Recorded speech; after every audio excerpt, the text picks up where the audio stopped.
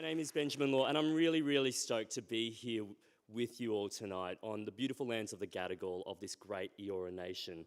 First Nations people on this continent have, of course, been sharing stories here for tens of thousands of years, and together they constitute the oldest continuing human civilization this planet's ever seen. And we're very grateful to elders past and present that we can continue sharing stories here on what is and what will always be unceded Aboriginal land. Tonight's really exciting. We have the best of Australian poetry here tonight and a cavalcade of superstars. It's basically like the Logies, but you actually care about these people.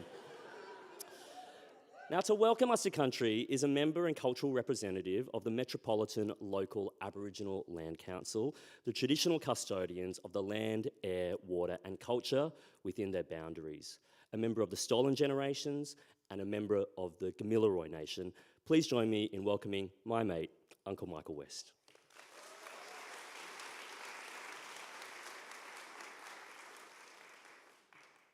Bajadi Gamarua Gadigal Eora, and good day, welcome everyone to Gadigal and Eora country here.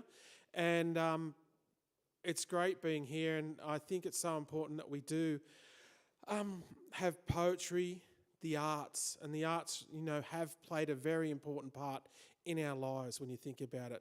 You listen to a song, it takes you back. Maybe you read a poem, that takes you back to another time. It also is about your emotions, and poems and songs and the whole arts, theatre, can really tap into who you are as a human and connect us. It's so important. And it has played a very important part when you think about it the last few years, getting us through the pandemic that we're currently still going through. And those words can play such an important parts in our lives. I know we've got some words that are going to play some important parts in our lives coming up over this year. I think the two words are yes and no. One might say yes. And I've heard someone say, if you don't know, vote no. Isn't that if you don't know, remain ignorant? We should always learn. We should always understand our history, our shared history, and make informed decisions. I think it's a balance between our heart and our mind and understanding where we've come from and where we're going. We're an okay nation, we're a very rich nation, but we can do a lot better. We can be a great nation, can't we?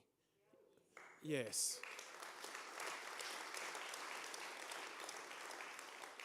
We're a very rich first world country, but unfortunately Aboriginal people now, imagine a young child up the road up here born in one of our hospitals is around 10 years difference in life expectancy, 14 in regional remote. And we can do better. And I see a lot of people, and I talk to a lot of people, and they are wanting to change how things are and create a better world, a better country. And, you know, good leadership is about sympathy, empathy, compassion, treating people with dignity, respect, and also building, understanding you're part of a team. And being able to follow too is about good leadership. And good leadership is not about you. It never is about you. It's about those you serve. And we should always remember that. And also, you know, we've had some, the last few years have been quite difficult. And it's important that we do make sure that people do take that time out for their own self-care. They can read a poem, they can watch some movies, they can binge watch their favourite program, cook sourdough. Everyone was doing that, weren't they? Yes, becoming better cooks, or probably worse cooks for me. Yes, so you know, we've got a wonderful place here, Australia. Let's all work together and walk together for better outcomes. And when you think about it, it's great now that we have the Aboriginal flag on the Harbour Bridge there. So when anyone comes in, they can see the flag there. And it's so important. And where we are on the water here, imagine what a traditional canoe, a ngawi out there in the water. At night, there'd be a little light. And more likely, there'd be a woman in there fishing. And you notice the fishing hook would be in the shape of that sculpture, just above the Opera House. That is in the shape of a Gadigal woman's fishing hook made from a shell. It's important we just take a moment's silence to pay respects to ancestors, pay respects to those who have gone before us, pay respects to all Aboriginal, Torres Strait Islander tradition owners elders and custodians of the past and present, and pay respect to those we've lost the last few years through this pandemic, because they weren't just numbers. They were people who had their own dreams, their own aspirations, their own names, their own family, and their own communities. And we need to respect them and be better people coming out the other side of the pandemic. Not only better Australians, but better global citizens, because we are in very tumultuous times, aren't we? So if we have a moment's silence and also paying respects to Mother Earth, thank you.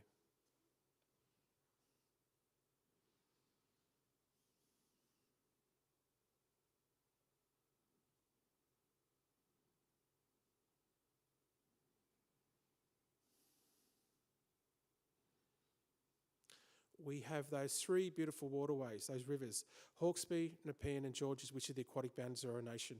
To my Aboriginal and Torres Strait Islander brothers and sisters here, we warmly welcome you from your family, your country, your clan, your tribe, your nation, and to all our brothers and sisters. We all belong to one big mob, and that's humanity. We warmly welcome you from your family, your community, your neighbourhood, and ultimately the country you come from. We share a little blue sphere floating through the ever-expanding cosmos, a very fragile world that we have. We need to look after her. She provides us with everything. On behalf of Metropolitan Local Aboriginal Land Council, enjoy tonight. As I said, words are so important, and they can start wars and they can end wars, and they can really challenge us in our emotions and our thoughts. So good luck with the gala tonight, and I'm sure it's going to be great. I'm sure we're going to have some great performers tonight here. I know, I've seen them out the back. And always was, and what is it? Aboriginal land never ceded. Thanks.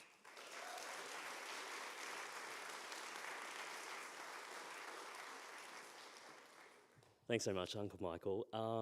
And thank you also to Rebecca and Ruth, our interpreters from Auslan Stage Left, who are making tonight properly and truly accessible. Now, we're all here tonight because we know that poetry is designed to be spoken and performed and heard, so we can hear the music of the language. And here to remind us of that deep connection between language and poetry, music and country are our next guests. They're an intergenerational Koori women's choir, revitalising language through songs in both Durga and Dharawal languages. Their songs are written and composed by all choir members and are reflective of their lived experience. Could you please join me in welcoming the Manjigal Yaganbar Choir?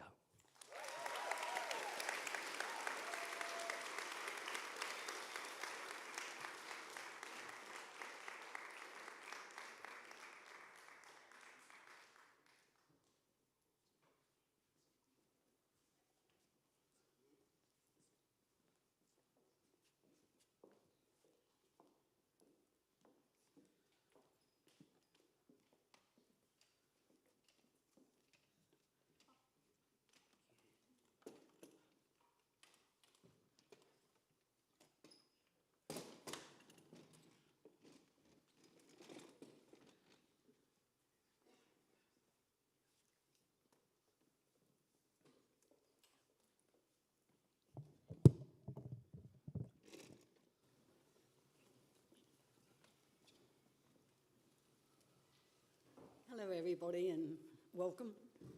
Wow. I just want to acknowledge our chorus for a start, who's fairly new. We've only been going sort of late last year. As she's announced, we've got people here that have wrote the songs and sing them. I'd also like to acknowledge one of our elders that is unable to be here tonight, that has also sung one of the songs that we're going to be singing. Unfortunately, she's in hospital. So thank you, and we'd like to acknowledge our elders, past and present, and the Indigenous people of this area welcoming us here to sing. Thank you.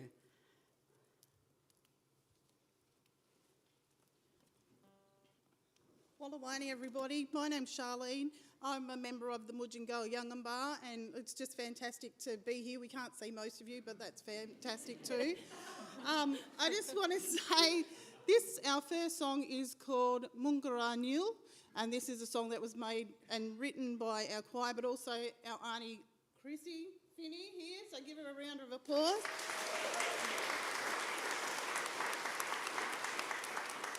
and it means we are home.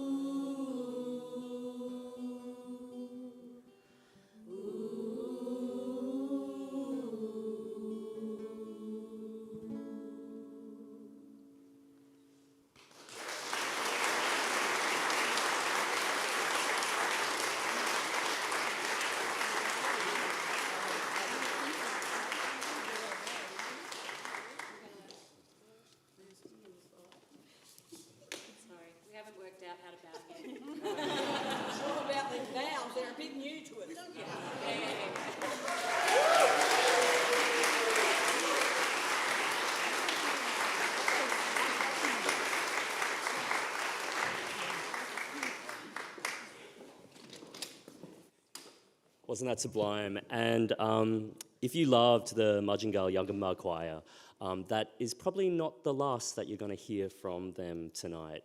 But in the meantime, could you please join me in welcoming to the stage poet, artist and director of Red Room Poetry, who are, of course, responsible for tonight's wonderful event, Dr. Tamron Bennett, everyone.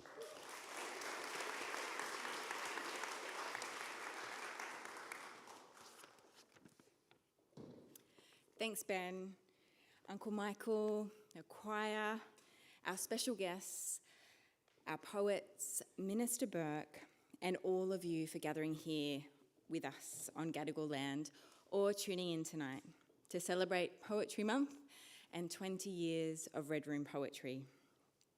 We know that languages are deeply embedded in this land. And when Red Room poetry was first dreamed into being by our founder, Joanna Featherstone, it was a way of living poetry, hearing from more poets, paying them in the process, and remembering how languages and words shape our world. 20 years on, Red Room Poetry exists to make poetry in meaningful ways, and we do that by uplifting First Nations voices, young, emerging and marginalised poets, and making positive change through our many projects. We've published more than 32,000 poems, spanning 88 projects across the continent, and we've grown a literal poem forest with 15,000 young people and planted a tree for each of them, a project that's soon about to sprout overseas as well. We continually push the boundaries of what poetry is and can be, who can write it, who can read it, and whose voices can make a tangible change in this precious and precarious time.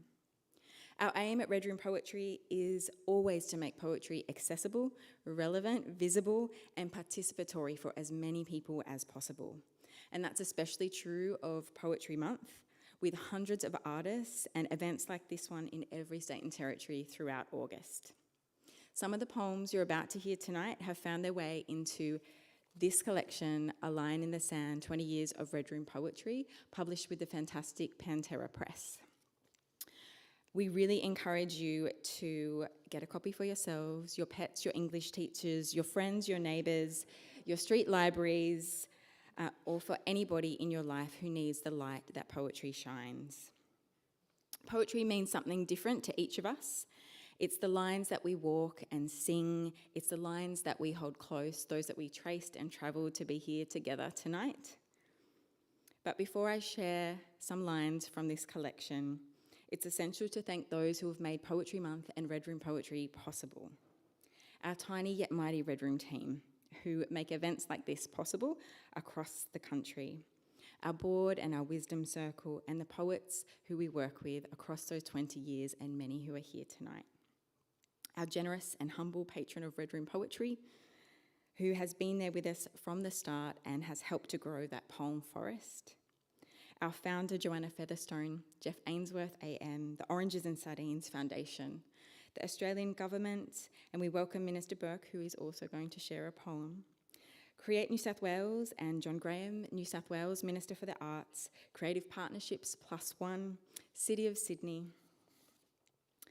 Copyright Agency, Cultural Fund, Pantera Press, our partner organisations across the country, including the ACO, thank you for shining these lights in our faces.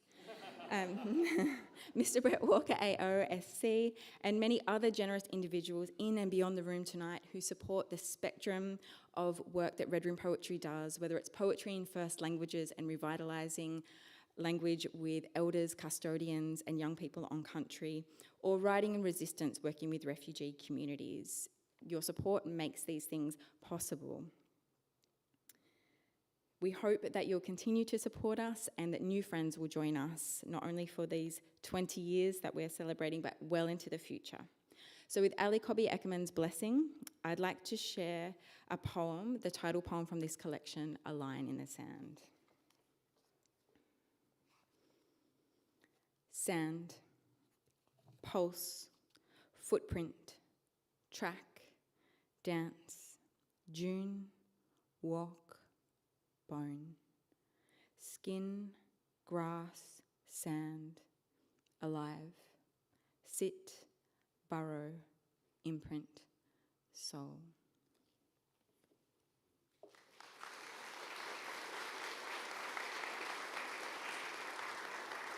Thank you so much, Charmaine. I think anyone who's familiar with Ali Cobby Eckermann's work is really, really delighted that you started off with a piece of hers.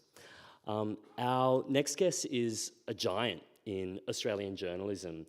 He began his career in 1961 as a cadet journalist at the Sydney Morning Herald, joining the Fairfax board in 1979. He was inducted into the Australian Media Hall of Fame in 2018 and has acted as patron to Red Room Poetry since 2008. Please join me in welcoming John B. Fairfax AO.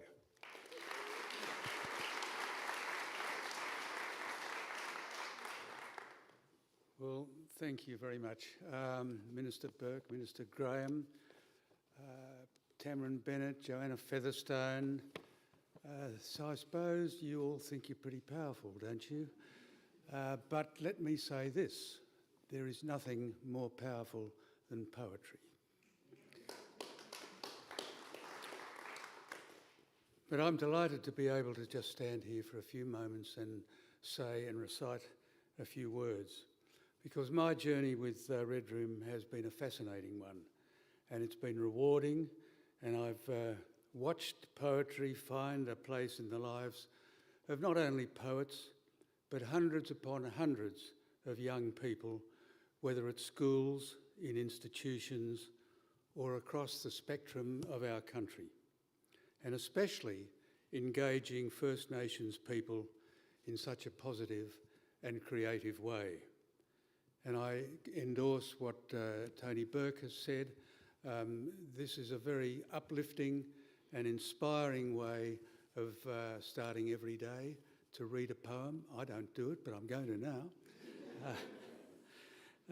So it's really been a wonderful journey for me.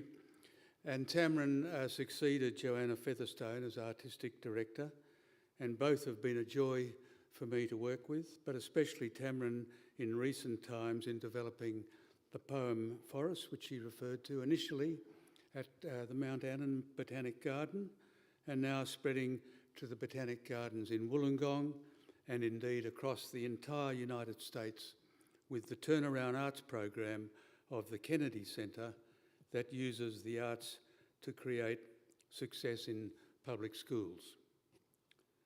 But relating to the tree and young poets theme, I scribbled the following poem, and I called it Tree Time, which sounds sort of very unalcoholic, I know, but tree time. Trees grow tall as adolescent mouths speak truths. Growth rings hold firm their poems. In time, both will be grander, stronger. Branches will shed autumn leaves. Youth will abandon innocence. Our planet will instill oxygen into creative enterprise, preparing all to one day simply breathe a final sigh. And then I thought I should recite a poem from Tamron's delightful Icarus book, published earlier this year. She didn't refer to it, she's referred to the anthology, which is fine, but I think, I'm sure her book's out there too, and we better grab a copy of that. So her poem is headed, Where Were You Wounded? By the river, the mountain, the road, where were you wounded? We burn the purple daisies and hold our breath. But you don't wake, we wait for buried rims to bloom. Cornelian coils burst from your drowned chest. Chamomile undoes your side. Orange monarchs by the mouthful. Your bruised crown flowering endlessly. I claw the ground to carry you. How else do we become dust?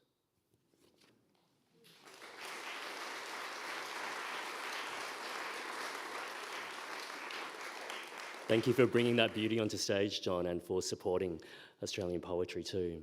Our next guest is an award-winning Aboriginal poet of the Wurundjeri, Badimaya and Yanagadi Willinyu from the Yamatji Nation. She's the author of several acclaimed books, including most recently Art, co-authored with John Kinsella, and is the 2023 Red Room Poetry Fellow. Please welcome Charmaine Papertalk Green.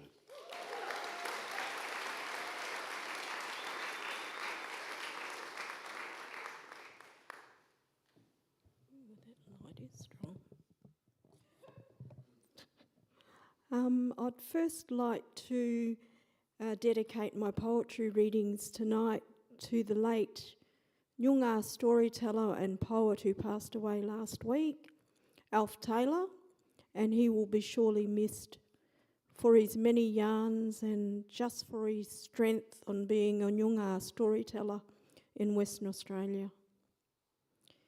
Etched in my mind, I'm still thinking about you, Mother, slapping me awake 40 years on. New space-time moving that away, carried miles across country to me, her daughter, blood, her hopes. I close my eyes and see Yagu. I could feel the love hugs to be etched in my mind. Walga Janmana, Walga Janmana. My faith is in our ancestors. We carried it forward for the Nyarlu black woman.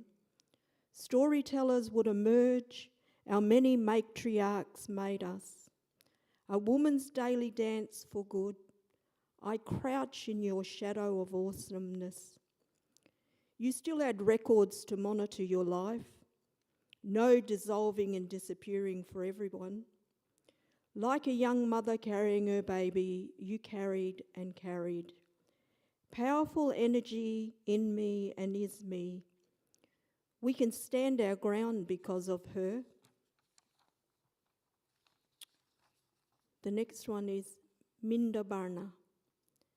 And then there is Mindabarna, the earth's shadows at twilight edge, the casting of earth's shadows out into the universe, just like on earth where a shadow is casted, and some of us are expected to fall in line and forget the trauma inflicted by colonial mindsets of old and of new, of how our ancestors, our people were, and are continually treated like nothing, like nullius, and perhaps worse than an insect that is stamped on and erased, removing from existence, just because someone was annoyed with their very existence on their own land, Barna, country and world.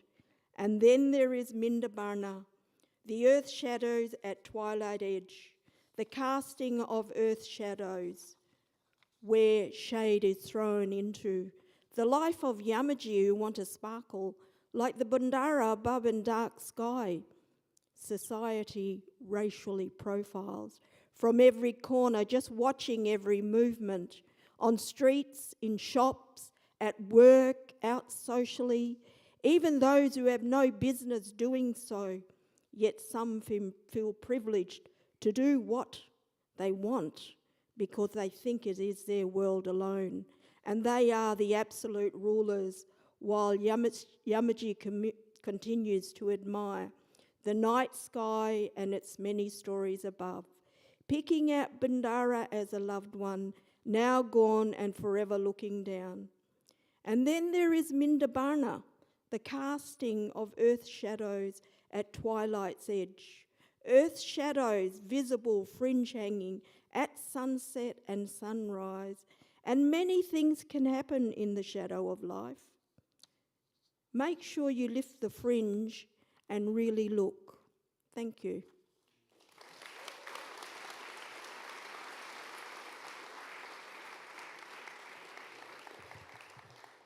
Thank you so much, Charmaine, for bringing that power and defiance to the stage. That was really electric. Our next guest is a Chinese-Australian writer, nationally acclaimed comedian and MC based in Sydney.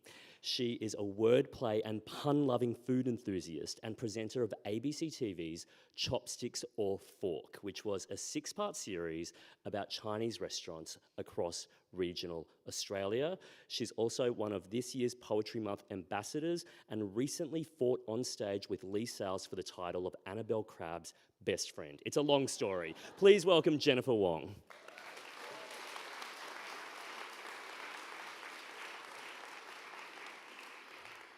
Thank you, Benjamin, for that unusual introduction.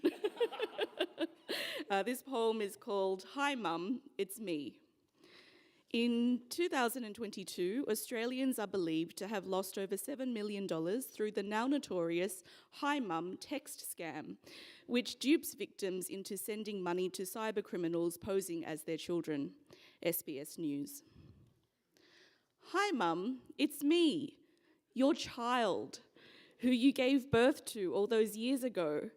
I'm texting you from a friend's phone. I've smashed my phone and my friend's phone is about to die. But what will never die is your love and care for me. Your genuine offspring. Can you WhatsApp my new number? It will be great to continue our relationship as mother and child. Hi, Dad, it's me. I'm stuck at the petrol station and have the wrong debit card. I urgently need $145 sent to my other account. These are my bank details. I will pay you back when I get home, where we live together and have done so for many years, happily, although not always. I mean, it's about light and shade, isn't it? Hi, Mum, it's me. I noticed you never wrote back when I reached out to you on my friend's phone, which was about to die. Luckily, she found a phone charger, so you can message me anytime. I'll be here. I mean, of course, I'll always be here for you. I'm a good kid. The apple doesn't fall far from the tree. Hi, Dad, it's me. I'm still stuck at the petrol station. And a memory came back to me. Do you remember when you taught me to drive, how we pulled up together at this very petrol station where I am definitely now texting you from, and how you cracked a joke that is only funny within our family, of which I am part of, and how we roared with laughter and you ruffled my hair? That was something I will never forget, unlike something I have forgotten today. The correct debit card. You see, I urgently need $145. Can you please help me get back home to you?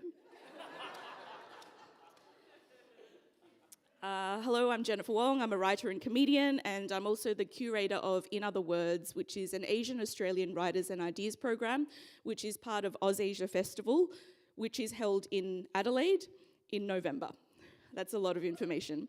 I don't understand every poem I read, but the ones that I do, I love and I carry with me. Sometimes I carry them in notebooks, and I definitely carry them on the home screen of my phone. I carry them in my head. I carry them in my heart, the way E.E. Cummings carries his lover. I carry your heart with me. I carry it in my heart. I work with words all the time, and one of the things that gives me the most satisfaction is stumbling on a description or a phrase or a sentence that makes me stop and almost ache at how poetic it is. Last night, for example, I was reading a New Yorker review of Mission Impossible: Dead Reckoning Part 1.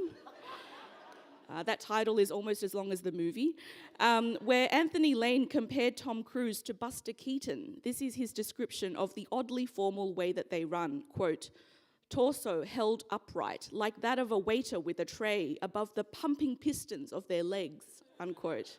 I can see that. I'm sure you can see that too. I can sense its speed and energy and force, the way the language fits its purpose as elegantly as a rubber mask on Ethan Hunt's face. I notice when language fits its purpose because before being diagnosed with depression, I have sat in many doctors' rooms and struggled to find the words to describe what exactly it is I am feeling. Poetry can articulate with precision and can say so much in so few words. Take, for example, this line from a book called Chinese Fish by a poet called Grace Yee, which is about a migrant Asian family in New Zealand from the 1960s to the 1980s. Ping dashes across the hall, wet feet darkening the carpet roses, finds the bedroom door shut tight. So vivid, so sensual, so foreboding. Grace Yee is one of the many Asian Australian poets who you can see at In Other Words at AusAsia Festival in Adelaide this year. When I read poetry, I love that I can be moved and changed in the time it takes to read a poem, or even in the space of a few lines. There is a before and there is an after. This is unlike depression, where there is often what feels like a dull, unending middle. Poetry can tear something wide open, like pulling apart a ripe custard apple with your hands. Take, for example, these lines from a poem by Janaka Malwata called Pass Fail, which is written in response to a question posed by Peril magazine. What does it mean exactly to be an Australian? What does it take to pass or fail? This is the excerpt. Use an Anglo name, pass. Smile when asked, I can't say your name, can I call you John? Bear pass. Reply, sure, can I call you fuckwit? Fail. So powerful, so funny, so sad. I love the moment, that quiet pause when you finish reading a poem that really speaks to you and you're sitting still reflecting. I like that perhaps a poem was also written with a poet sitting still reflecting. It is a point of connection I have gratefully carried in my heart in the deepest moments of loneliness from depression. Now, because I'm a comedian, I'm not going to leave you on that note, but perhaps if I was a poet, I would. So I'm going to leave you with a joke I wrote about E.E. Cummings, because I figured you guys would get it. E.E. Cummings goes to a hotel where he's about to check out. He needs to get his bags, and the concierge points to a bunch of luggage and says, which one is yours? And E.E. Cummings points to one and goes, the lowercase. Thank you, good night.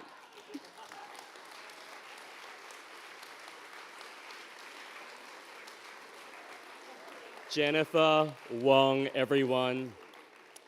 Jennifer, also thank you for, I guess, dispelling that frankly racist trope of the Nigerian prince scammer and actually clarifying that it's Chinese Australian comedians that we need to look out for.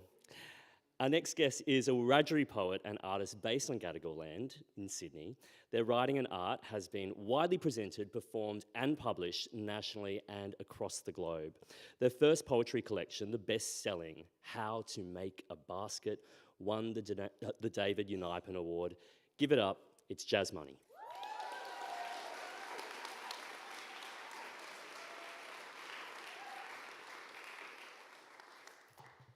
Marangaraja, what a beautiful bunch of people gathered to celebrate poetry. I feel very honoured to be here.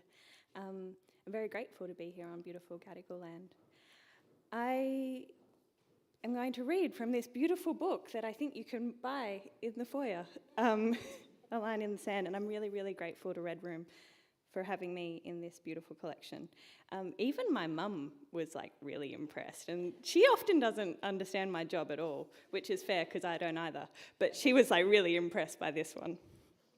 The poem in here I have is called So To the Sunrise, and I wrote it as a part of Poetry Month last year for their 30 in 30 series, which is great, and happening right now, every day for the month. So to the sunrise with clarity and promise of who you will rise to be. So to the breaking night, who knows dance and feast and then resting. So to the moon, who sees all those standing at the edge of journey. The moth lifting to light, the glistening nectar of now, the current drifting on. So too, us hands held, ready to take the first step into glory, glowing dawn. Oh. Thank you. I was talking to a friend recently who's a poet in Aotearoa, and they were saying that they don't like a clap at the end because they're a sicko, I think. Like, I think a clap at the end really helps because, like, you release the piece. Otherwise, you're just sitting in it. So I appreciate that. I was going to read a new one, and then yesterday I changed my mind because this is a celebration of poetry in a kind of larger sense. And so I'm going to read a piece from my book, How to Make a Basket, called If I Write a Poem, which I wrote when I first decided that I wanted to do this in a kind of serious way, and it's sort of a manifesto for why I want to write and why it brings me so much joy. If I write a poem, it's for the pen banned from my grandmother's hands. And if I write, it's for our language stolen from the mouths of babies in cribs. And if I write a poem, it's so that our children will read some truth of their family. And if I write, it's because our story hasn't been written by us, for us. And if I write, it's because I hate the structure, the capitalism, the greed, the fury. I write a poem because I love this country. I write a word because I love my child who isn't yet born. I write because there is no truth yet, no justice. And if I write a poem, it's because my mother can't understand why I weep into the soil, but she cries with me all the same. And if I write, it's because I love a woman and others do and cannot write about their love. And if I write a word, it's to stop me from burning within, to stop me from burning the city down and bearing my breasts, wailing with my clapsticks, a song that boils in my chest, in my soul, that no one has taught me the words to, yet. I write a poem because I was raised off country and I yearn and yearn for a place I don't hold that holds me. And if I don't write, it's for the magnificence of lightning, of cicadas in chorus, rhythms too beautiful to capture. And if I don't write a word, it's because I love this country and all the ways I love her burns. All the ways I love her burns. And if I don't write, it's because I love a woman and that is a sacred thing. If I don't write, it's because my mother loves me every way she can. And if I don't write, it's because I can't bring my baby into a world on fire. And if I don't write, don't think I have nothing to say. And if we don't write, don't think we have nothing to say, because this language, these letters, are not worthy. And if I write a word on the inside of my mouth, in the dust, in the sand, it's because I know no other truth at all. Thank you.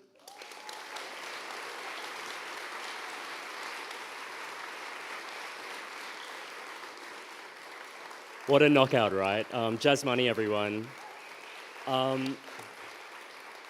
I think Jazz, like all the published poets here, has their work out on sale. So if you find them around, I'm sure they'll be happy to accommodate and sign your copy, along with the anthology from Red Room that's on sale outside as well. Thank you so much. Our next guest is the member for Watson, Leader of the House of the Representatives, Minister for Employment and Workplace Relations, Minister for the Arts. God, he's busy. What are you doing here? No, we know why he's here. He is a Minister for the Arts who actually cares about the arts. Yeah. It's why he's delivered Revive, Australia's new national cultural policy, the first in close to a decade. Please give it up for the Honourable Tony Burke, everyone.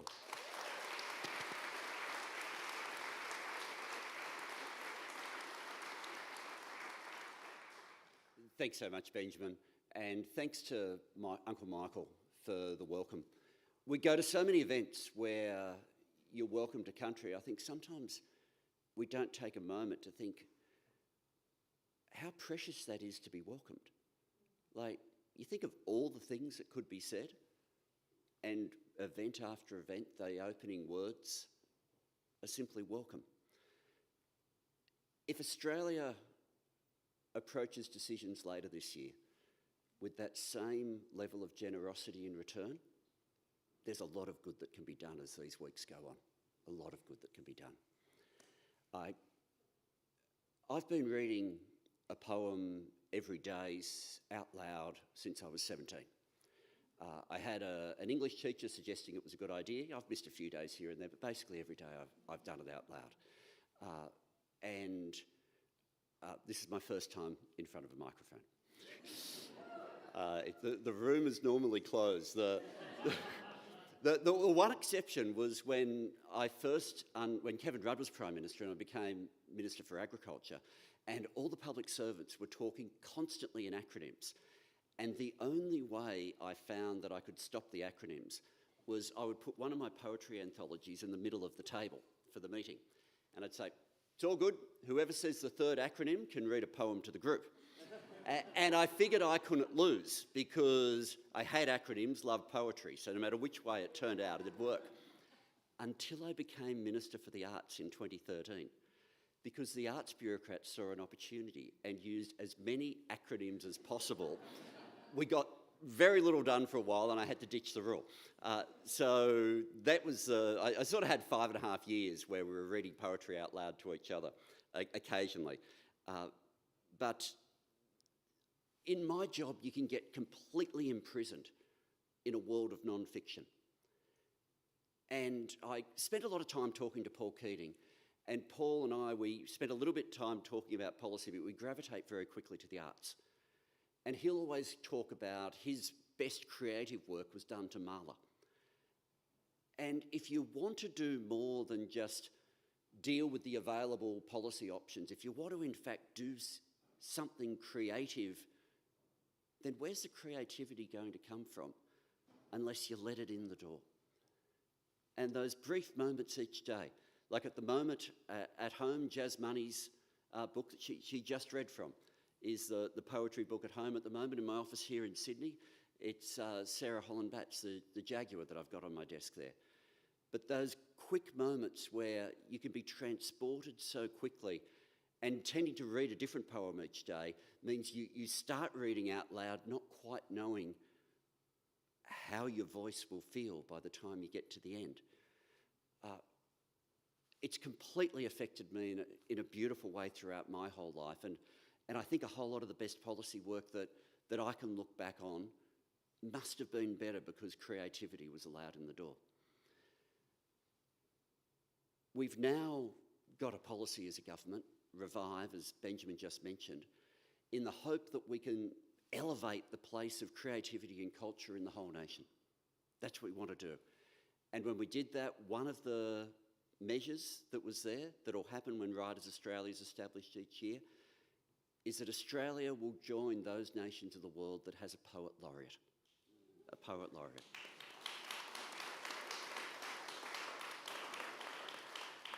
Now, I'd actually prepared and done a bit of practice for one of Jazz's poems and then realised Jazz was going to be speaking before me.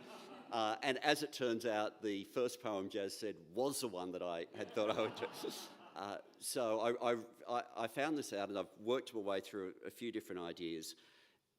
Can I explain why what I'm about to read really hit me? Because one of the things that poets do is they'll have an insight that's so tremendously personal. And the way it reaches us in our own experience might be that we understand their world, but more often we're also understanding our own experience at a deeper level than we previously had. When I was Environment Minister, I was often taken to different sites by First Nations communities, and there would often be protocol around how I was taken to them. There was one river, and it'd be inappropriate for me to tell you the location, but it was a sacred women's site, and so as a male minister, to be taken there, I had to be sung into, with women in front of me and women behind me, singing me into the site to give me permission to be there so that I could understand by seeing it the issues that were required to be dealt with for protection. What I'm about to read to you took me to that moment. It's a poem by Dakota Farah,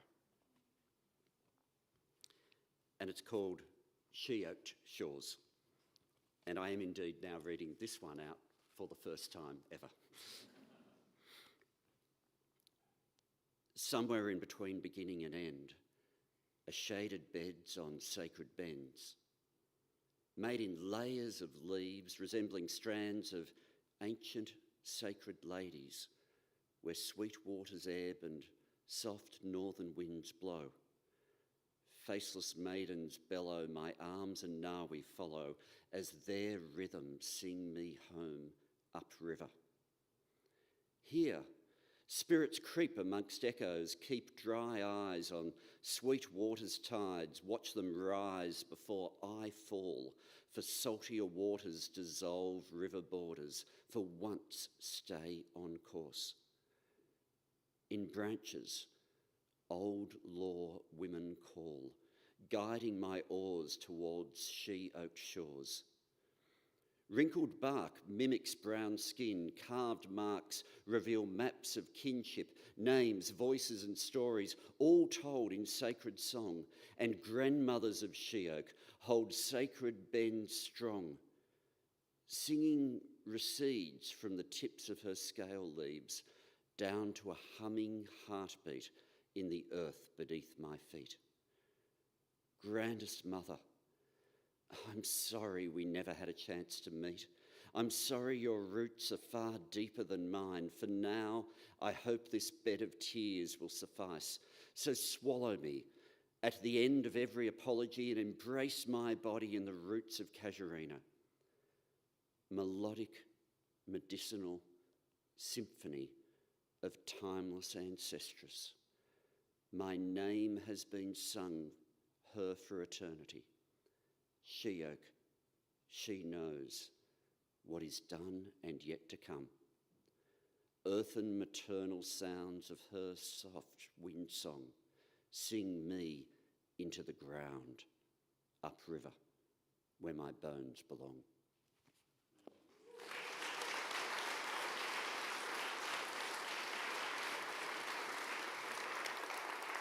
What an incredible poem. Thank you for sharing that with us. Thank you for your words. Thank you for your work. And thank you also for hightailing it out of Canberra to be here tonight, out of a sitting week as well, and looking so fresh. Our next guests for tonight only are a 2-for-1 deal. She's a Pakeha writer and performer from Aotearoa, currently living on Gadigal country, who runs the live poetry event Show Ponies, which has been performing to sold-out crowds throughout Aotearoa and beyond since 2019. And her first poetry collection, Head Girl, was published in 2020. And alongside her is someone you probably know online as Brocklesnitch. She's been on writing teams for TV shows like Tonightly with Tom Ballard, Get Crackin', The Weekly, and currently writes for ABC's Hard Quiz and Question Everything. Also has essays in queer stories and growing up queer in Australia. Please welcome Freya Daly Sadgrove and Rebecca Shaw, everyone.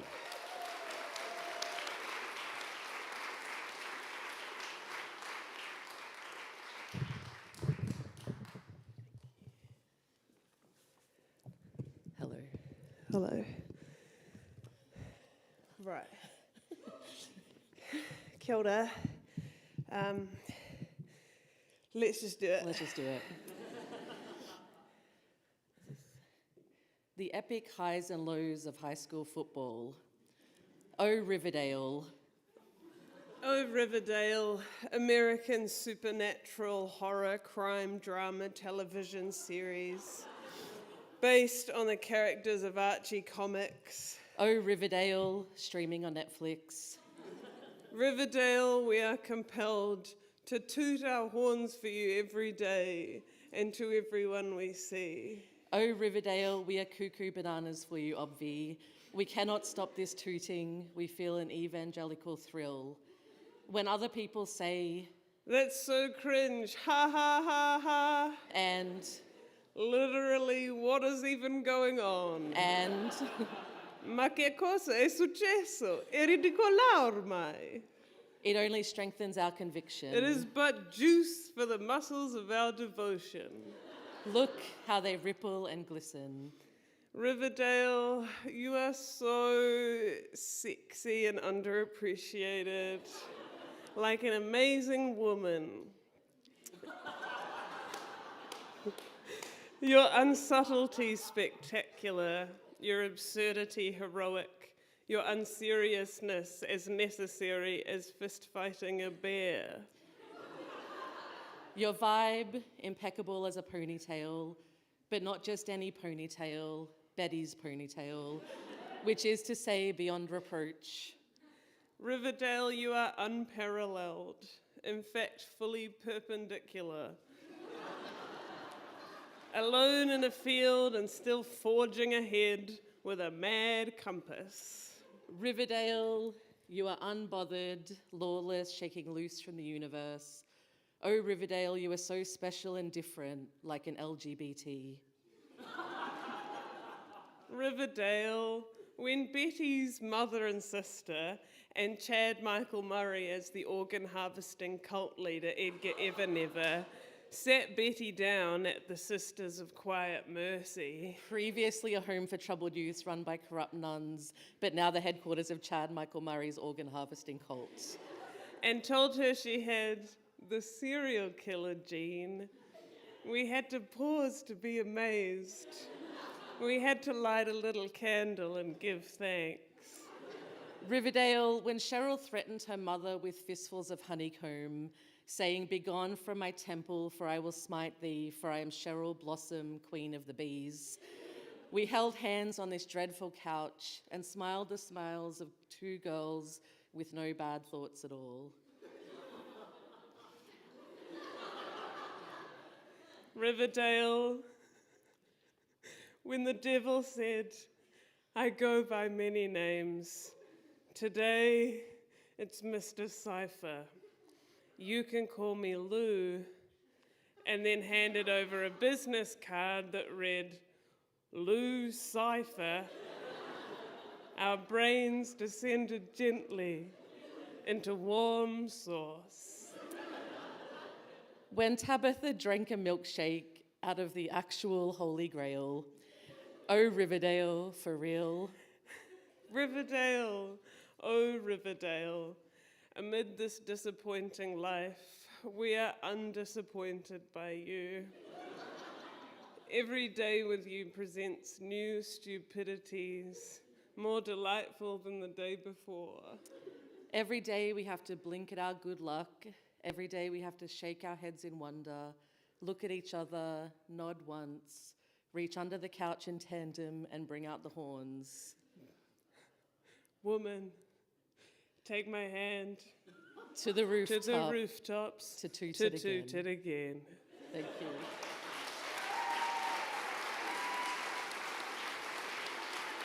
Beck's leaving, but I'm staying. Suck on there. She doesn't like to be looked at, so she did a great job, but I love to be looked at. So I will be reading one more poem. It goes with that one. It's called Horse Polo Tongue Swallow. You love horses, and I love you. Every time you see a horse on screen, you gasp. I've never seen you see a horse in real life, but I have seen you see me. If I were a horse, I would be your best friend. I love you so much, haha, by which I mean I would entertain the idea of transforming into a horse forever if you asked me to, but would ultimately decline. It's just I love being humans with you, by which I mean the second time you said holy dooly after sex, you said don't write that down. And I said, well, I wrote it down the first time you said holy dooly after sex. I would do anything for love, but I won't turn into a horse for you. And that's what I mean when I say I love you. When I tell you I love you, I mean, oh my God, I mean, holy fucking shit. I mean, there you are, your whole own thing. When I tell you I love you, I mean I want to get in the magic school bus and hoon around inside you. When you tell me the truth, and the truth is that I'm not making your life worse, I feel like a wonderful lighthouse. I tell you that and it sounds exactly like I love you. I thought horse polo was called horse polo, but it turns out it's just called polo. I also thought it was possible to swallow your own tongue, but I did my due diligence and discovered it's not possible to swallow your own tongue.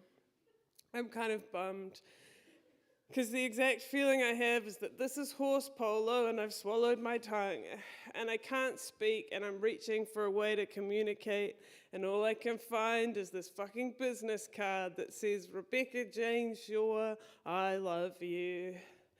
God damn this fucking business card. I need to take you to the business itself. I need to tell you what I really mean. What I really mean is, Rebecca Jane Shaw, every time I see your face, my heart is like, fuck, thank fuck, thank fuck. Thanks for having me.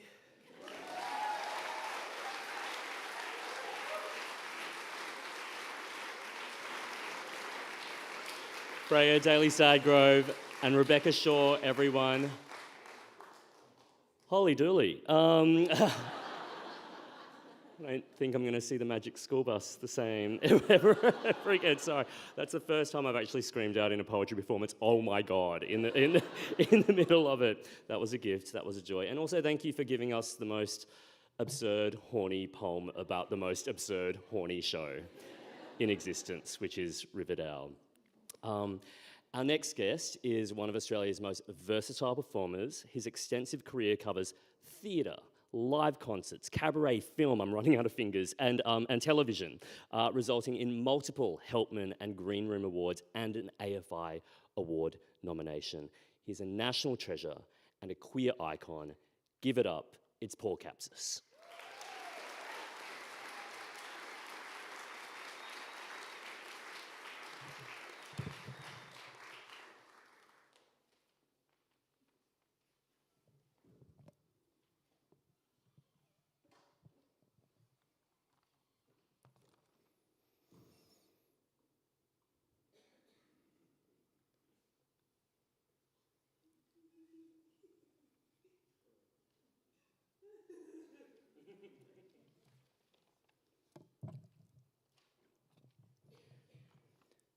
The tree itself is weeping, stooped over in torment, darkened by rain, storm-torn branches ripping at themselves, forlorn leaves whipping off the boughs. Yes, it is a widow, tearing its own hair. It is as if I am before a mirror. The tree and I are the same. Tear-flushed, I hack into it myself with axe and saw, feel the rush of blood and sap, and there is silence in the eye of the storm, like coffin, like space. When I met my beloved, we were only children, but there was a slant to his eyes and jaw, and the tilt of his words as they ran downhill, like we did, running as fast as dreams would carry us, until that day when we were not allowed to be. Beautiful things so often not allowed to be. And now he is no longer.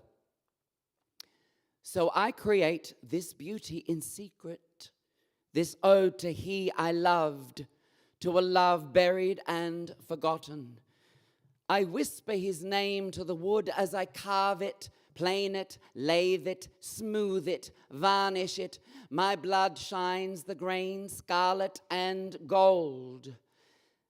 As I stretch the string, I speak his name into the tautness. My fingerprints press him into it as we did into each other. This violin will sing hymns with his sweet voice that spoke into my breath as I spoke into his, as we sang together at times, a held note.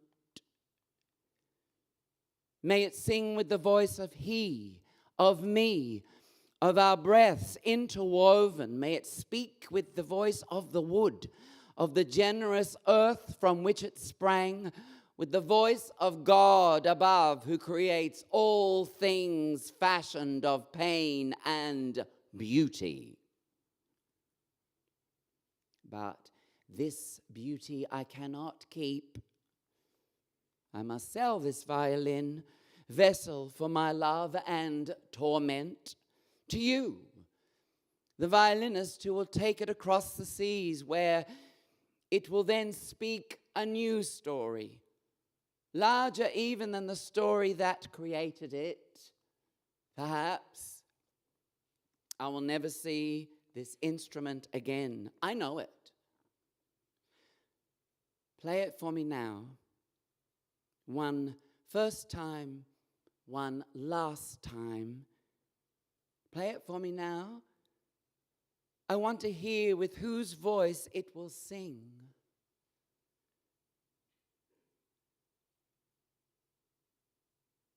That's a poem by Omar Musa, the violin maker.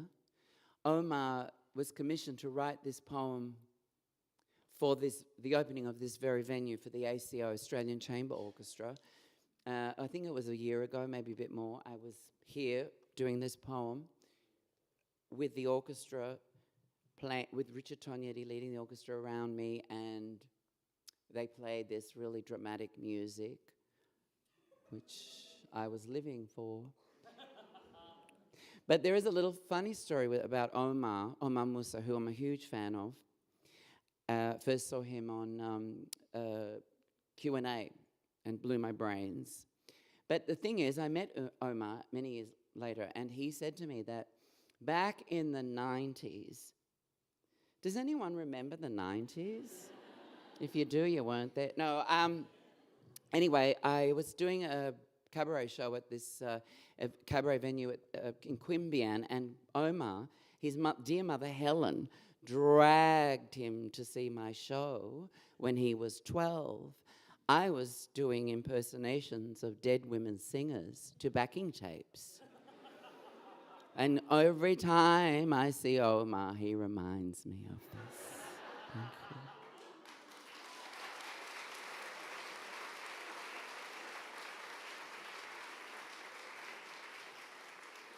And that is why Paul Capsis is one of Australia's most treasured storytellers. Everyone, thank you so much, Paul.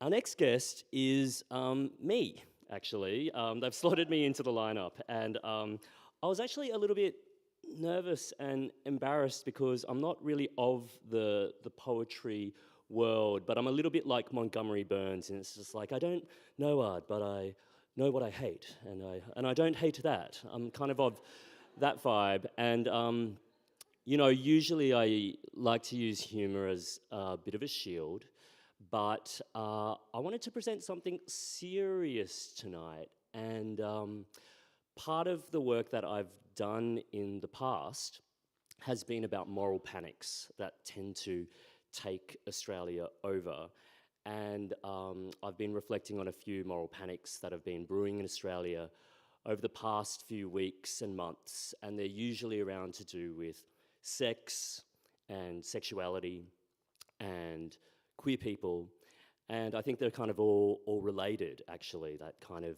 Puritanism that tends to flare up sometimes. And it took me back to a poem that I came across exactly 10 years ago in a collection that is now 10 years old, by an Australian poet called Terry Yench.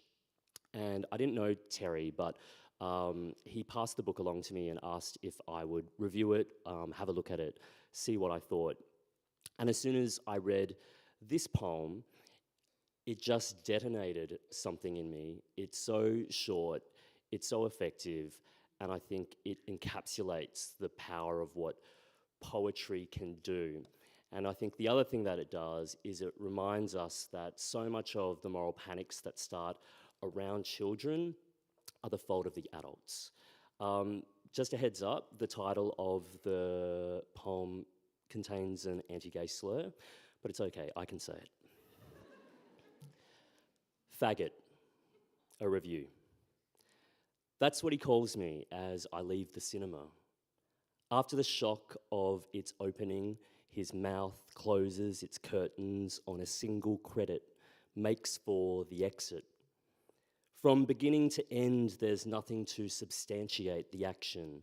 No mise-en-scène supports, no exposition suggests, no precursory dialogue assists, with a thatch of twigs burning by film's end. Ill-timed, ill-conceived, cinematically lacking in scope.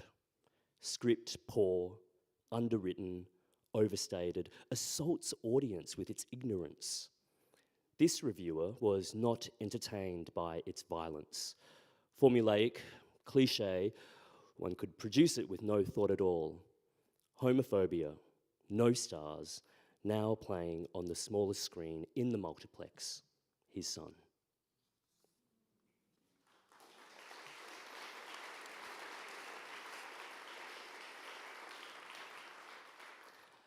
Our next guest is a dear friend of mine, and I remember when her first collection of poetry actually came out, and a bunch of us were sitting around having beers, and we were so taken by the final poem in that collection that we started drunkenly reciting it to each other, aggressively, I think, because it was so beautiful, and such was the power of that poem. She's the author of 3 books of poems, most recently, The Jaguar, and a book of essays on contemporary poetry, Fishing for Lightning. She won the Prime Minister's Literary Award for Poetry and the 2023 Stella Prize. She's also a professor of creative writing at QUT. Please give it up for Sarah Holland-Batt.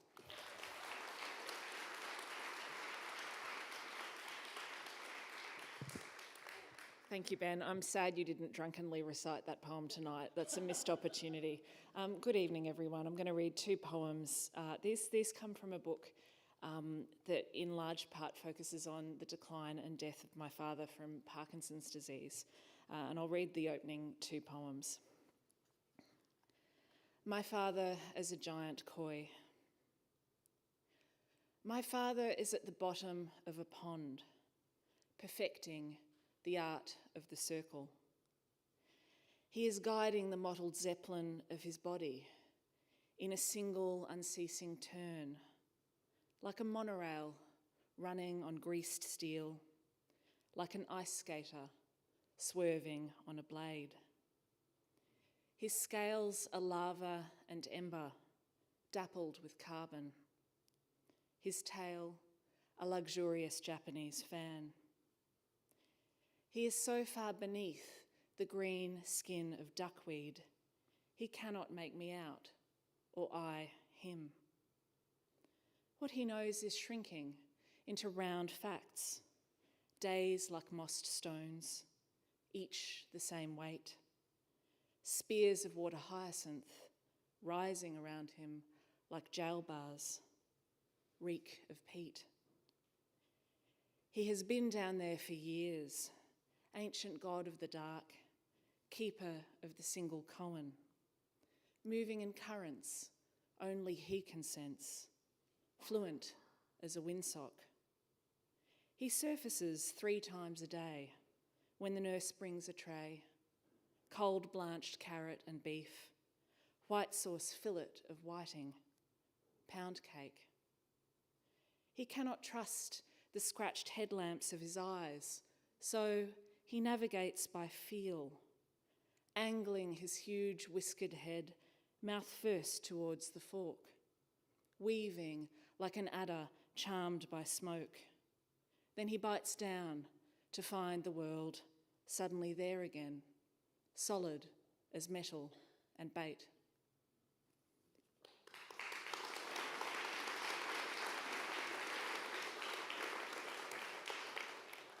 Thank you. And the second and final poem I'll read is called The Gift. In the garden, my father sits in his wheelchair, garlanded by summer hibiscus, like a saint in a 17th century cartouche. A flowering wreath buzzes around his head, passionate red.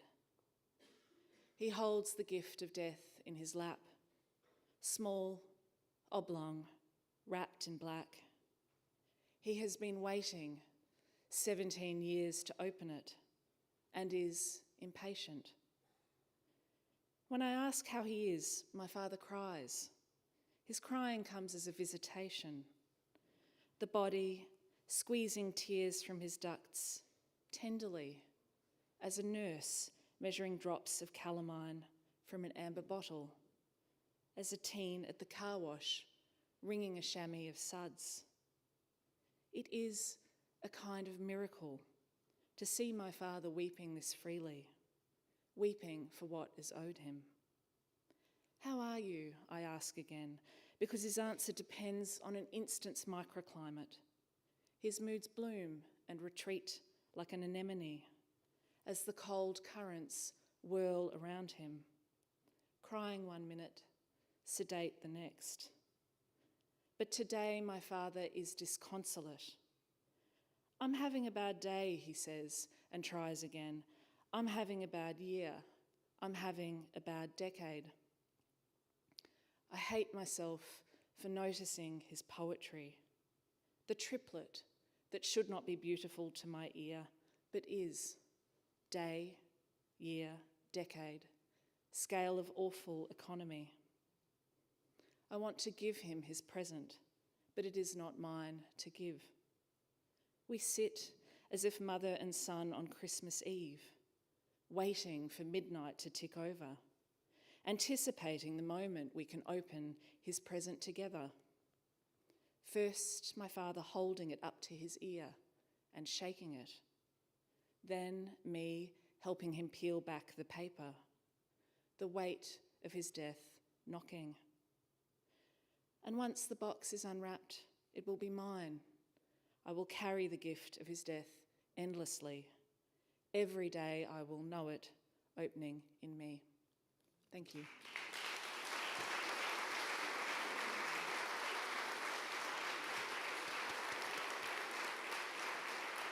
Sarah Holland-Batt, everyone. I know a lot of you in this room will have read The Jaguar already, and you'll know that the rest of the poems are just as devastatingly beautiful as the ones that Sarah's read. And for those of you who haven't read it, we can't wait for you to join us. Thank you, Sarah.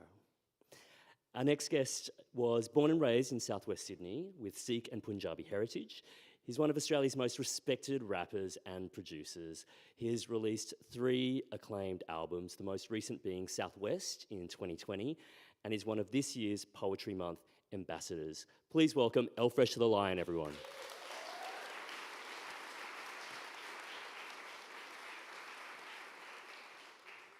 Thank you.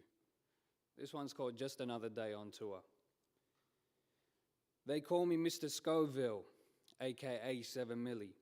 So fire, even Dippin' Dots are no relief. They call me made ready, born for this moment. Pacing like a lion, laser vision, steady focus. They call me alchemist, everything I touch turns gold. Master of shaping memories, conductor of emotions. They call me maple leaf when I ask for their blessings. May their rich red hues stay with me long after. They call me keep it real, stay true, stay grounded, never forget who you are and where you come from. They call my team a sleuth of bears, attracting confused stares, bounce or no bounce, we move in perfect harmony. They call me Master MC with the illest DJ, the most powerful of combos. Back home, they ain't ready. They call me forever grateful, riding waves of orange and blue. What I have is thanks to you. Thank you.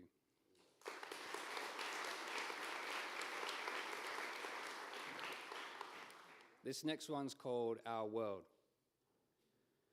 We are not alone in this world of ours. A suitable sight to behold, I call it home, where dreams are seeds planted, nourished by love and understanding, so a beautiful reality's grown. Minds get blown wide open when they travel the globe. Here's hoping there's a round ticket for the average soul to come to understand the many ways of life for man, and it's by pure luck we get to call a country our own. But some have their roots so uprooted they have to leave it, even if their hearts aren't in agreement. But the goal's to survive, working overtime during holiday seasons. You see, my parents were too busy for grieving.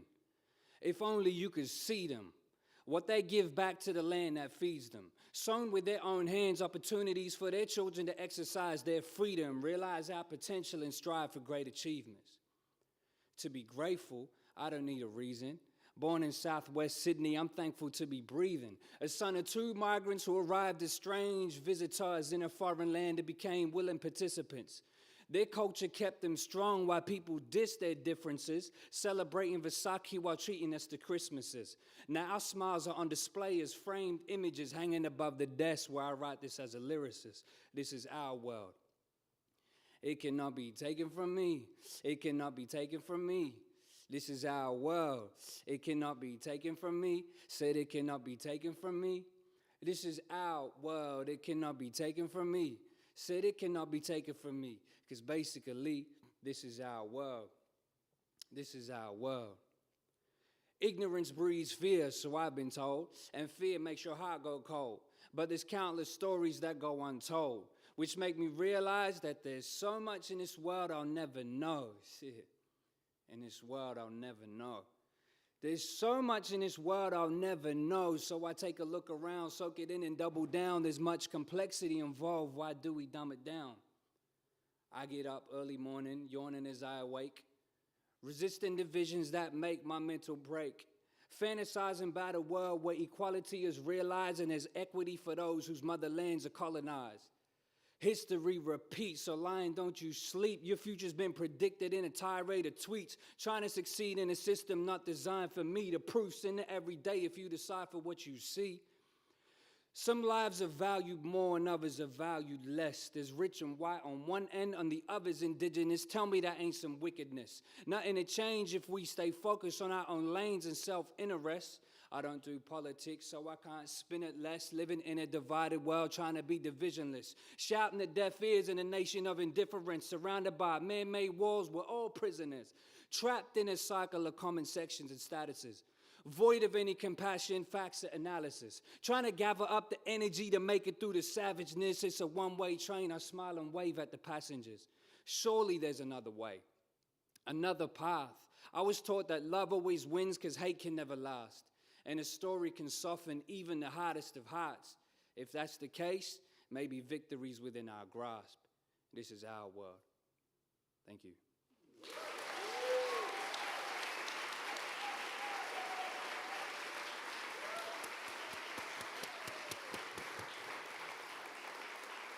I think I'm speaking for a lot of us when I say, I just wish I could be like 1/10 as cool as Elvis the Lion. Thank you so much. Thank you. Our next guest tonight is a human rights lawyer, organiser, writer, and the daughter of migrants from Palestine, Egypt, and Lebanon.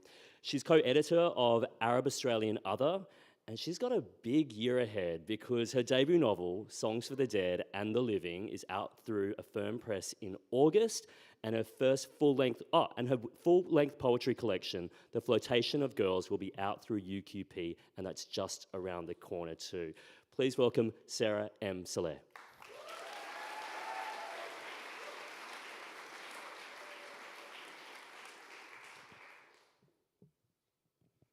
Good evening. It's such an honor to be here with you all, even though I cannot see a single thing, but I was in the audience, so I know you're all here.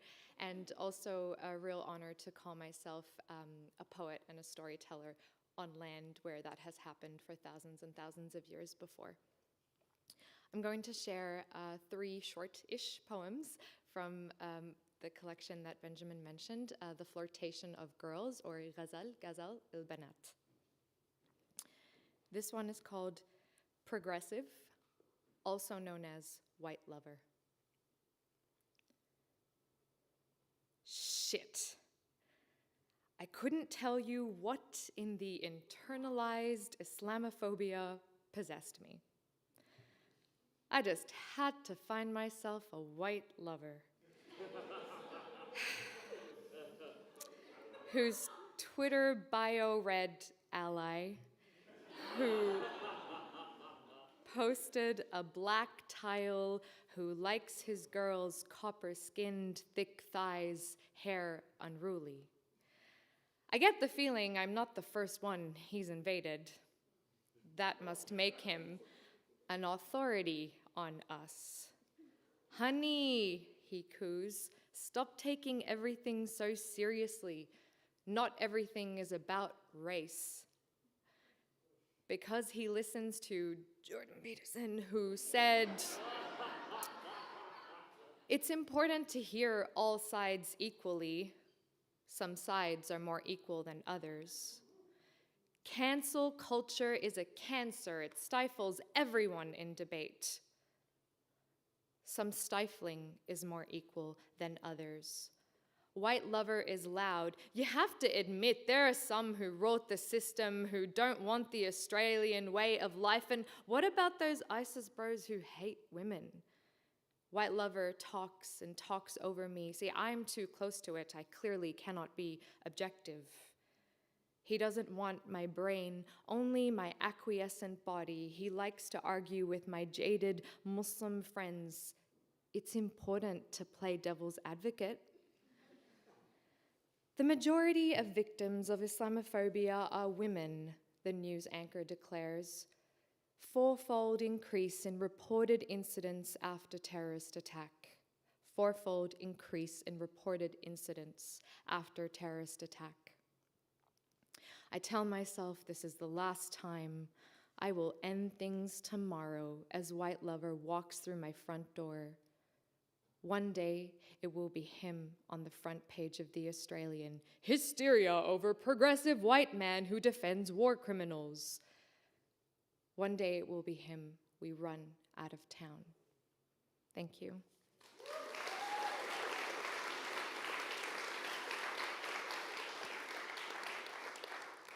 This is inspired by Kim Adonisio's poem, To the Woman Crying Uncontrollably in the Next Stall. It's called Woman Crying Uncontrollably in the Next Stall Responds. I have woken in my dress half off, zip broken at 4 a.m., have closed my legs to someone I loved, they left, and opened them to someone I didn't. Thrashed restless against 600 thread count soft in the glow of my mobile phone, the only light I saw for days, cried miserable by the sea. Confetti of condoms and spliffs chafing my ankles. 1 week's earnings got me a bad breakup haircut. Bangs that didn't suit my round face, backed away from the mirror, plotted all the ways I could kill him with my friends, forensic scientists and lawyers, so we would get away with it. Have bled into the back seat, never used a tampon cause haram and teen pregnancy, have skinny dipped in a rock pool under the sky's drainage, sang into hairbrush, the pedestal fan and auto-tune, hiked up a cliff to spot the crescent moon, feasted on the stars. Ripped out the stitches with my bare hands because why not? I thought nothing and no one can. I hear you. Thank you for seeing me. I want to believe you when you say joy is coming. Thank you. Last one. Jazz is right. These claps are very life-affirming, I have to say. Last one, and it's called French Facelift. Let's break French open. Dissolve it into the golden sands of our deserts, scrape it off our hardened tongues, rub out its brazenness. I'm going to make French more Arabi, drag it through the streets, beat and dust it off like sheets on the clothesline, relieve it of its Molière heritage, reassemble its letters like the borders we inherited. All our dialects and languages from Ras Beirut to the southernmost settlements of Madagascar conspire together to ambush French, reverse its effects. Let's give French a facelift. Henna its hands, infuse it with saffron and cinnamon and sumac, streak its cheeks with plums and pomegranate seeds, wrap it in a turban, douse it in Zemzem.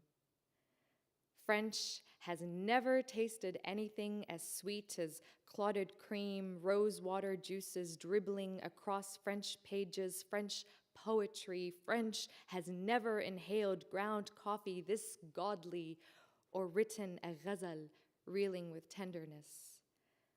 French, with your romance and the audacity of your silent letters and nasal vowels, I take your 2 gutturals and raise you 5.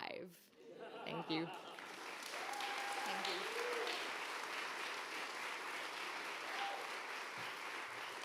Sara Saleh, everyone.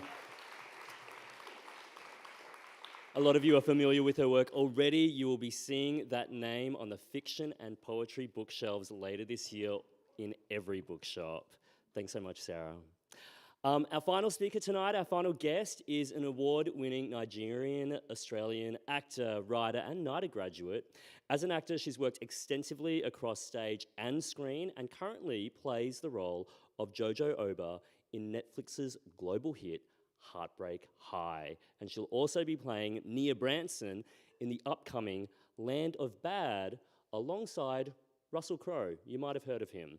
Please welcome Chika Ikogwe, everyone.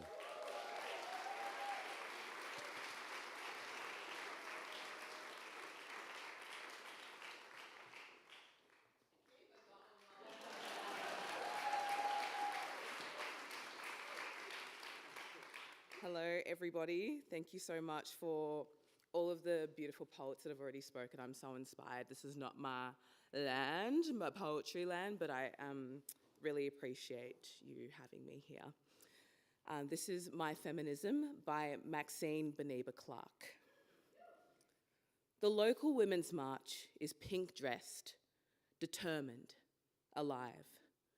The cheering, chanting mass screams past the inner Sydney sights.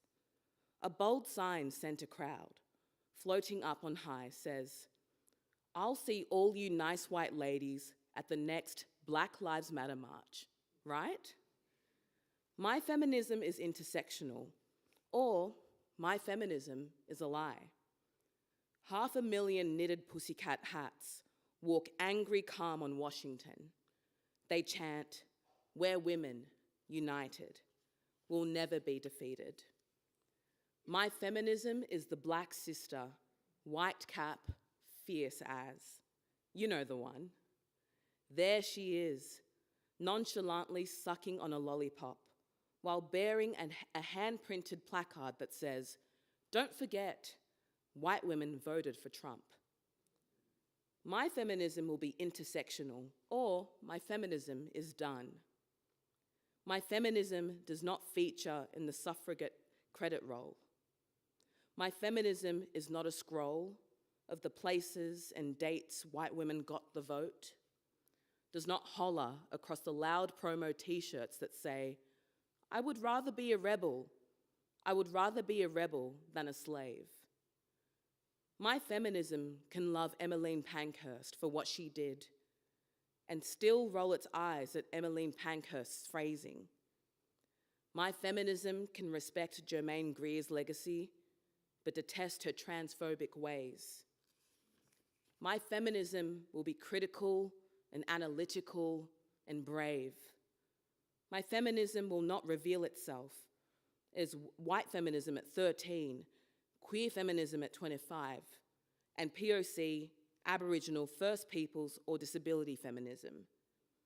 If you identify, are ultra-left, are bleeding heart, are so inclined, my feminism will always question. My feminism must get wise. My feminism will not claim that nuance is divisive. All feminism is flawed, but my feminism will try. My feminism would not anti-think piece Beyonce's pregnant glow, because my feminism remembers the brown children bought and sold. My feminism slips unseen through the bars and razor wire. My feminism will amplify the songs of the silenced. My feminism is pro-choice, but does not endorse Lena Dunham's abortion wish. My feminism says termination is not a Girl Guide collar pin. My feminism does not shout down pro-lifers who shame abortion, then shame abortion grief or regret. My feminism will be kind. My feminism is complex. My feminism does not complain about middle-class childcare fees without campaigning for the women who childcare on a minimum wage index freeze. My feminism does not go smashing glass ceilings at the same time it builds glass walls.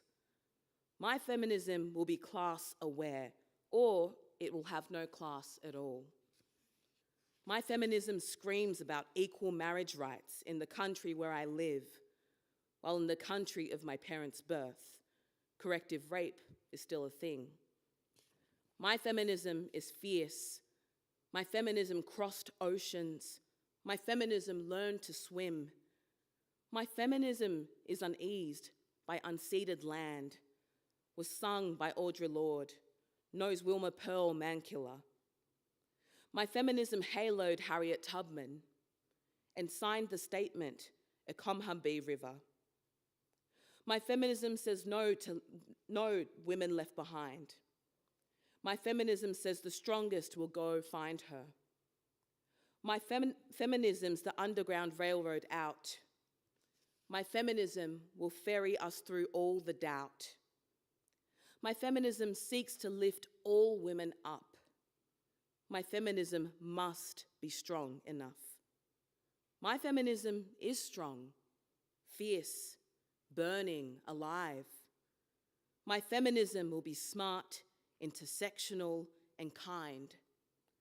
My feminism is truth, that bold sign up on high. It's inevitably flawed, but will always try. My feminism can smash glass ceilings and walls. My feminism is wondrous and will elevate us all. Thank you.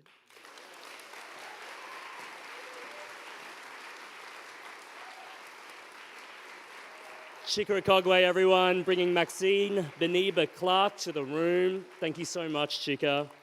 And that's actually almost it, everyone. The poets you've seen on stage tonight all have their books on sale outside, where they'd be happy to sign them. I'm just like putting that on you, everyone. If they don't have a pen, I do. Post about the poets that you've seen tonight. Post their poems on social media. Read them to your lovers. Read them to your enemies. And get people excited about the form of writing that is just so powerful and precious, and also caters to an attention span absolutely destroyed by the internet. Yes. I'm Benjamin Law. Can you please give it up for all of our wonderful poets and speakers tonight? Charmaine Papertalk Green, Jennifer Wong, keep it going, Jazz Money, Tony Burke, Freya Daly Sadgrove, Rebecca Shaw, Paul Capsis, Sarah Holland-Batt, Elvis the Lion, Sara Saleh, Chika Ikogwe. And special thanks also to Uncle Michael West and all the folks at Red Room Poetry. And with the last word and song of the evening, I'd like to invite them back in language on Gadigal country, Mudjingaal Yaganbar Choir.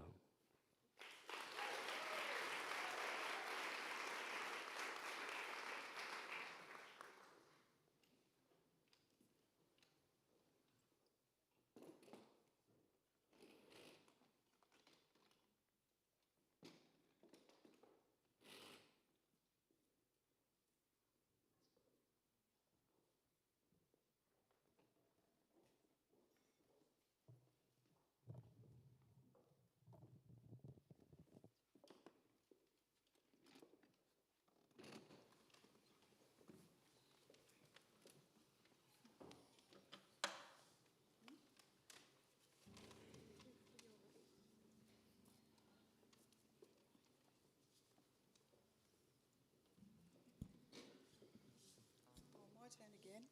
I feel tall now. Well, it's been fantastic, and I feel so emotional right now. And I think it's fantastic that we're going to be singing the song that we're singing.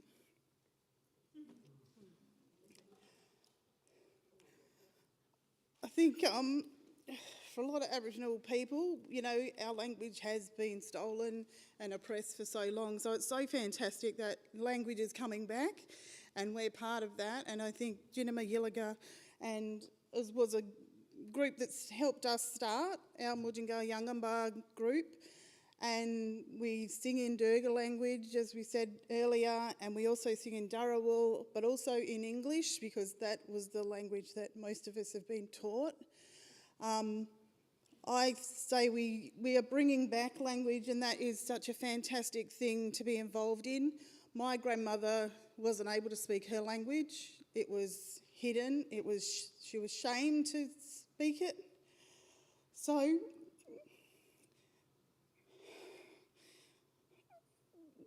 we sing this for our grandmothers, our great-grandmothers, and we sing for ourselves and for our babies. And I think this song is called Because of Her We Can. It's actually a song that was written by a beautiful friend and auntie and sister, Auntie Janice Luland. We know her as Auntie Jeno. She actually wrote this song about four years ago, I think. It was like a few years ago, Because of Her We Can was the theme for NAIDOC. And she actually just went home and wrote this song because that's what she's like. She just has a theme in her heart and it comes out in words.